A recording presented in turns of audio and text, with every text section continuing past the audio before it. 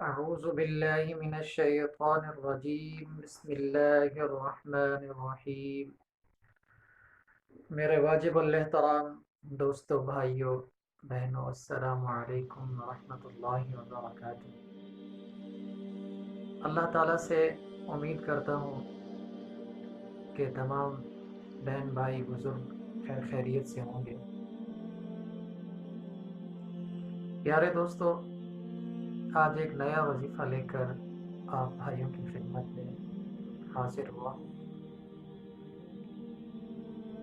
آج کا یہ وظیفہ ان حضرات کے لیے ہے جو ماشاءاللہ پڑھے لکھے حضرات ہیں، بڑی بڑی ڈگریاں لی ہوئی ہیں، لیکن سرکاری نوکری کے لیے، سرکاری جاب کے لیے بہت پریشان ہیں، نوکری نہیں مل رہی۔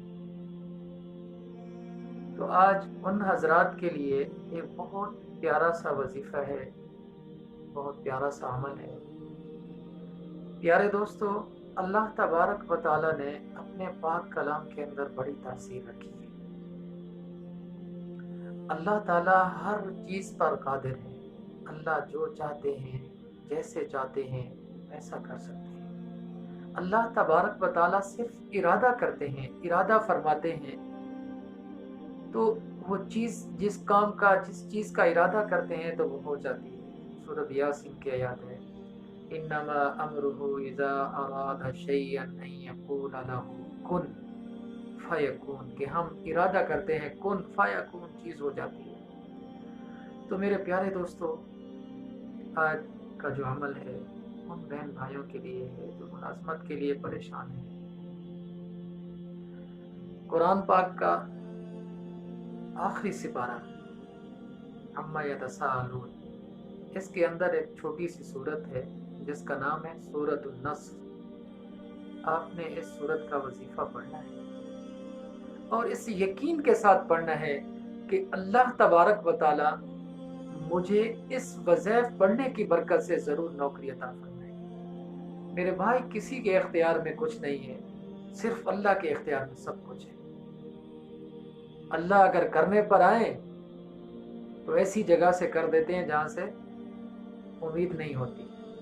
اگر انسان کرنے پر آئے تو دنیا جہان کے انسان جمع ہو جائیں، اللہ کی مرضی کے خلاف نہیں ہو سکتا۔ ساری دنیا کے لوگ اکٹھے ہو کر ایک انسان کو فائدہ پہنچانا چاہیں، نہیں پہنچا سکتے۔ اگر میرا اللہ فائدہ پہنچانا چاہے، ساری دنیا کے لوگ جمع ہو کر اگر کسی انسان کو نقصان پہنچانا چاہیں تو نہیں پہنچا سکتے۔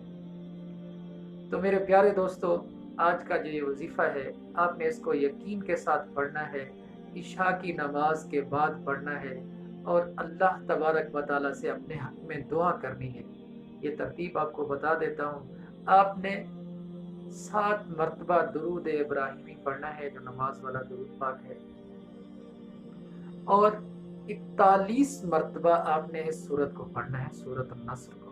سورت میں پڑھ کے سنا دیتا ہوں۔ کوشش کرنی ہے کہ قرآن پاک کا کوئی بھی آپ وظیفہ پڑھیں، کوئی بھی قرآن پاک کی سورت پڑھیں تو تلفظ ٹھیک ہو، مطلب صحیح طریقے سے آپ پڑھیں، تلفظ کی جو ادائیگی ہے وہ ٹھیک ہو۔ آپ نے 7 مرتبہ درود ابراہیمی پڑھنا ہے اور 41 مرتبہ آپ نے اس سورت کو پڑھنا ہے، سورۃ النصر کو۔ بسم اللہ الرحمن الرحیم۔ اللہم صل علی محمد وعلی آل محمد کما صلیت علی ابراہیم وعلی آل ابراہیم انک حمید مجید۔ اللہم بارک علی محمد وعلی آل محمد کما بارکت علی ابراہیم وعلی آل ابراہیم انک حمید مجید۔